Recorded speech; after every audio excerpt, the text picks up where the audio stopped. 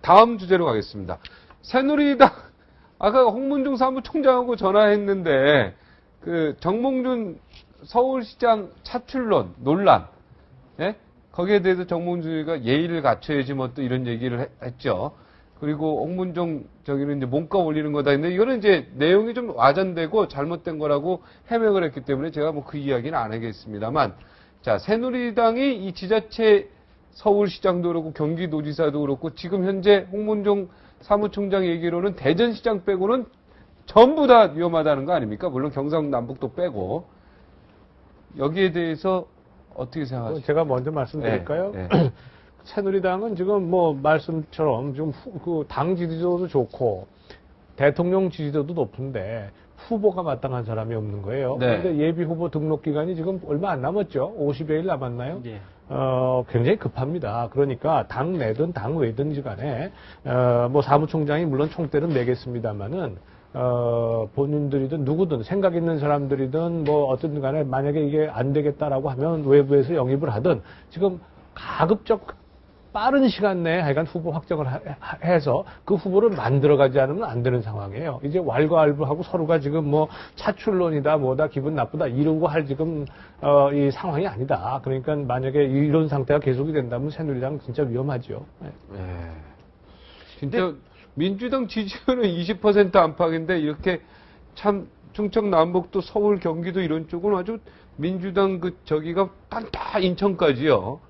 이게 탄탄한 것도 대단한 거예요. 근데 이게 엄살로 들리는 게. 새누리당 엄살로 들립니까? 어차피 지금 선거 국면에 들어가서 새누리당의 후보가 딱 정해지면, 그 다음에는 지금 당 후보 대 당 후보 구도가 되는 거거든요. 네. 그렇다면 지금 여론조사는 사실은 현직 기관장의 어떤 인지도를 바탕으로 해서 조금 좀 과포장돼서 수치가 좀 높게 나타나는 측면이 있습니다. 그래서 그 상황이 되면 조금 많이 좀 달라질 거다라고 보여지고, 오히려 새누리당에서는 지금 제 생각에는 먼저 좀 출마 의지를 비춘 이해훈 최고위원 같은 경우 오히려 중도층이라든지 뭐 이런 젊은 사람을 흡수할 수 있는 표의 확장력이 더 있기 때문에 아마 이해훈 최고위원에 조금 좀 주목을 해보면 더 어떨까. 정몽준 의원 같은 경우 사실 이게 좀 칠선이기도 하고 연세도 많으시지 않습니까? 근데 전체적으로 지금 어떻게 보면 정부 여당이 워낙 고령화 추세의 흐름을 타고 있어서 뭔가 조금 신선하고 좀 젊으면서 활동력 있는 사람이. 김병진 변호사가 다른 계산하시는 거 아닌가? 아니, 얘기하는 거. 아니 저도 지금 그 제가 지금 생각하는 게 지금 이해훈 의원이 현역 박원순 시장 과의 여론조사에서 보면 가장 지금 최하위로 나오는 후보거든요. 근데 거기를 꼭 집어서 얘기하시는 거 자체가 좀 석연치는 않아요. 저는 좀 김경진 변호사를 말을 지지해 좀 하고 싶어요. 이해훈, 뭐냐면, 의원, 현재 지지율을 중요한 게 아니고요. 현재 박원순 시장과 어떻게 다름을 만들어내느냐 하는 게 중요한 거라고 봐요. 이 박원순 시장은 내 삶을 바꾸는 시장 뭐 이런 이제 슬로건으로 그 이전에 오세훈 시장하고 차별화를 했지 않습니까? 근데 앞서 시장이 토목건설형 시장이라면 이분은 정말 삶의 생활 세계를 따뜻하고 행복하게 만드는 시장으로 각인시켜놨단 말이에요.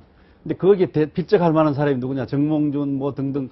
정몽준 의원이 나와서 과연 뭐 어떤 상품을 내놓을지 저는 좀 대적하기 어렵지 않겠나 하는 생각이고, 오히려 이해훈 최고위원 같이 그런 여성성을 가진 분이 나와서 박원순 시장하고 대결하면 오히려 경쟁력 가질 수 있겠다, 저는 그런 생각합니다. 조기 축구회도 활성화될 것 같고 축구장도 좀 많이 생길 것 같고 그거는 확실할 것 같은데. 우리 옹 교수님 오늘 말씀이 없으십니까? 아니요, 후보의 경쟁력은 뭐 당에서 이제 뭐 분석도 하고 이제 판단을 하겠습니다만, 뭐 하고 싶어 하는 분들이 하시는 게 하나의 대안이 될 수는 있어요. 그런데 지금 이제 여성 대통령 시대 여성 시장이다, 서울시장이라고 한다면 굉장히 뭐 사실상 다른 나라에서는 대통령에 버금가는 자리란 말이죠. 이제 그런 것이 과연 어떨까 하는 생각도 있고요. 뭐 당에서 알아서 하겠죠. 저는 뭐 특정 후보가 더 경쟁력 있다라고 얘기하기는 지금 상태는 어려운 것 같고, 핵심은 박원순 시장을 능가할 수 있는 사람이 나와야 되지 않겠습니까? 근데 그게 만약에 판단에서 어렵다고 한다면 누가 나오든지 간에 뭐 정몽준 후보든 뭐 이해훈 후보든 다 좋은 사람들이고 다 국회의원들 지냈고 다 그런 분들인데, 그거 누가 중요한 것이 아니라 박원순 시장을 이길 수 있느냐라고 하는 것이 핵심인 것 같습니다. 박원순 시장이 지금 굉장히 어떤 서울 시민들한테는 굉장히 호응도가 높은 모양이에요. 그러니까 제가. 자기만의 어떤 칼라를 만드는 데 성공한 것 같아요. 그러니까 오세훈 시장은 그 대규모 토목 사업으로 자기 정체성을 만들었지 않습니까? 근데 박원순 시장은 그런 것이 아니고 소소한 그 생활의 조건을 만드는 것. 이번 슬로건이 보니까 내 삶을 바꾸는 시장 뭐 이렇게 만들어 놨더라고요. 자기 하는 사업들을 모두 축약을 해서. 그러니까 아주 뭐 예를 들면 그 여성들의 하이힐 구두굽이 끼지 않도록 보도블록을 뭐 저 아스팔트식으로 바꾼다든지 이렇게 이런 그러고 아이와 부녀자들이 안전하게 살 수 있는 동네를 만든다든지 뭐 이런 것들이 박원순 브랜드의 특성인데 이 점을 저는 새누리당이 주목해야 된다고 봅니다. 그러니까 어떤 인물이냐라고 하는 것은 당대 당의 후보가 되면 사실은 큰 의미가 없거든요. 그러니까 박원순의 이런 칼라에 대적할 만한 어떤 시장상을 새누리당이 어떻게 만들 것이냐. 다시 오세훈식으로 토목 건설형 시장으로 다시 이제 대적을 할지. 아니면 근데 여성주의적 보도블록 많이 껴요 지금도 아직. 아니 그러니까 네, 하이힐 많이 껴요. 네. 예를 들면 생활 세계 속에서 행복하고 따뜻한 삶의 조건을 만드는 시장. 네. 이것이 이제 박원순 표라면 이 상표에 대적할 만한 표가 이제 무엇이냐를 만드는 것이 새누리의 이제 관건이다. 한마디 하고 다음 주제로 넘어가겠습니다. 서울시가 지금 시민이죠, 서울 시민. 서울 시민이고 전 태어나서 여기서 떠나본 적도 없고 살아왔는데 서울시가 지금 적자가 엄청납니다. 이 적자를 어떻게 줄일 수 있는가에 대한 대책이 사실은 박원순 시장은 없습니다. 그리고 지금 이 감성 위주로 가는 것도 굉장히 저는 이런 그 대도시 시장으로서 위험한 부분이 있다고 생각하는 게 뭐냐면 지금 그 보도블록 얘기하셨잖아요. 지금 이렇게 적자투성이해서 이 보도블록을 전부 걷어내고 아스팔트를 바꾸는 비용이 얼마나 들겠습니까? 멀쩡한 보도블록을 부자 구에서는 걷어내면 그거 걷어다가 가난한 구에서 쓴다는 거예요. 근데 지금 부자 구와 가난한 구의 그 생활 수준의 차이가 또 엄청납니다. 이거를 어떻게 과연 조화롭게 이 서울시를 조화로운 시로 만들어 갈 것인가? 이 엄청난 적자를 어떻게 줄여갈 것인가?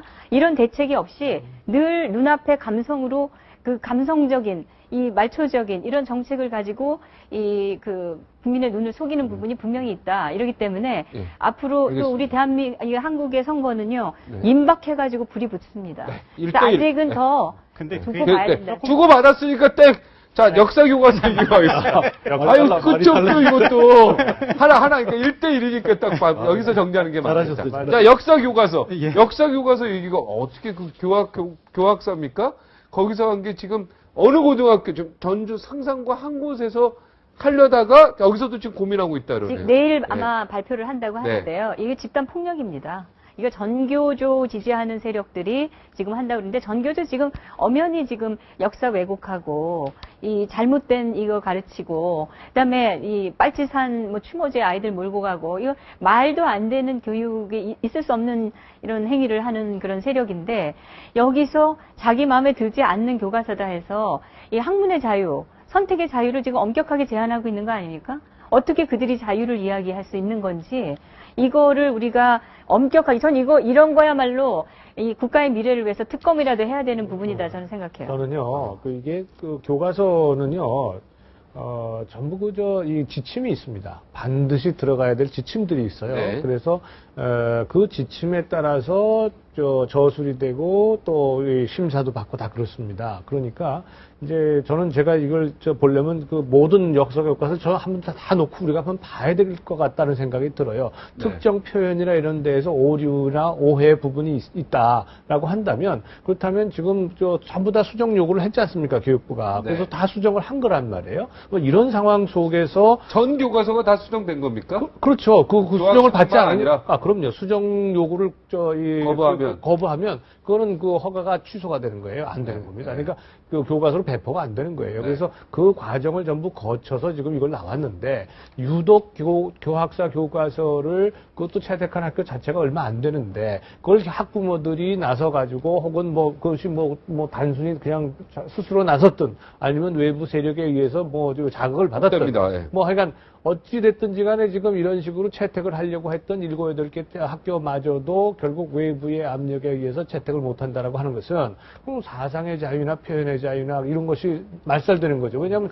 이 자체가 아까 말씀드린 것처럼 이 교육부의 모든 아주 엄밀한 지침에 의해서 전부 거기에 맞추어 가지고 내용이 들어가고 표현도 다 조정이 되고 한 거란 말이에요. 근데 그런 점에서 저는 좀 아쉽다고 생각이 들고요. 우리가 한번 공개적으로 한번 놓고 봤으면 좋겠어요. 근데 그 외부의 압력이라는 것이 무슨 그 권력기관 이 개입을 했다면 모르겠는데 저는 이것은 이제 그 여론시장 또 수요자들의 어떤 그 의견시장 속에서 만들어진 공론이라고 생각하거든요. 그러니까 공론의 결과 지금 저 문제 교과서가 배제되고 있는 것이지 어떻게 무슨 조직적인 그 공작이라든지 권력의 외압이라든지 이런 것은 아니라고 저는 생각을 하고요.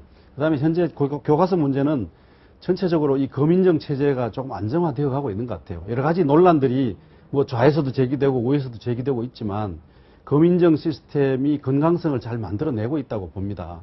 근데 지금 왜 이거는 문제가 됐느냐 하면 기존의 어떤 좌편향, 우편향 교과서들이 있었는데 아까 홍 교수가 얘기한 것처럼 그런 지침과 검인정 시스템 속에서 용인될 수 있는 범위 내에서 다양한 컬러들을 이제 만들어 왔어요. 근데 기존의 교과서들은 계속 지속적으로 이제 부분적 수정을 해 왔단 말이에요. 그러니까 문제가 그렇게 많이 발생하지도 않고 문제의 심각성이 없는 거예요. 근데 이 교과서는 갑자기 만들었어요. 그러니까 굉장히 거칠고 조야한 내용을 많이 담고 있었기 때문에 보수 쪽에 좀 기울어져 있는 교과서입니까? 그렇죠. 뭐 그거죠. 근데 이제 그 보수적인 의견이 문제가 아니라 나머지 7쪽은 전부 사실상 이미 그동안에 수정해 왔던 겁니다. 거의 좌편향이라고 볼 수가 있고 아니 유일한 우편 그러니까 만약에 좌우로 나눈다면 그 자체가 사실은 잘못 나머지 다 좌편향 아니에요. 네. 왜냐하면 다 이게 스펙트럼이 근데 다양한데 그 국가가 용인하는 범위 내에 다 존재하고 있었는데 네. 나머지 교과서는 이미 계속 수정을 해오던 매년 다듬어져 온 책이었고 이 책은 갑자기 만들어진 거예요. 그러니까 무슨 그 이념의 문제라기보다는 이것을 다루는 내용의 거칠고 조야함, 또 혹은 부실함, 부적황함 이런 것들이 오히려 더 컸던 거예요. 교수님, 그래서 교과서를 이게 사서 다 읽어보셨어요? 내가 교과서 다 읽어보셨어요? 난 다 보지 않았어요. 나는 검인정 시스템의 전체적 흐름에 대한 개요는 내가 알고 있습니다. 그걸 내가 저는 교과서를 다 사서 봤습니다. 내 말씀 정리할게요. 교과서를 다 봤습니다. 한국의 초, 중, 고등학교 사회 역사 교과서를 내 말씀 들어보십시오. 다 사서 내가 정리를 하고 나서 말씀 좀 하십시오. 네, 군대사 부분을 다 읽어봤어요. 네. 그러니까 다 읽어보나 안 읽어보나 저는 마찬가지라고 봅니다. 네. 그러니까 이 교과서가 지금 교과서 시장에서 배제되고 있는 것은 수요자들과 여론 시장의 어떤 공론의 결과이지 특별히 무슨 외압이나 무슨 정치 세력의 압력에 의한 것이 아니다라고. 네, 압력은 아니다. 외부의 압력에 의해서 가지 않는다고 하셨는데 이게 집단적으로 행해지고 있다는 점을 봐야 됩니다. 이걸 항하는 세력 그 사람들이 한둘이 아니고 교과서 다 본 소감부터 일단 얘기해 주세요. 그건 완전 좌편향이죠. 이를테면 이런 겁니다. 이를테면 하나 제가 자초로 이 대한민국이 30년 동안 경제발전 세계가 기적이라고 찬양하고 있지 않습니까? 이거 한 페이지입니다. 여러 교과서에서. 근데 전태일이 한 페이지입니다. 산업화 과정에서 뭐 부당하게 착취당한 노동자의 뭐 분신 자살 이런 건데 이거를 자본주의의 폐해와 문제점을 지적하는 걸로 이걸 똑같은 비중으로 놓고 있는 겁니다.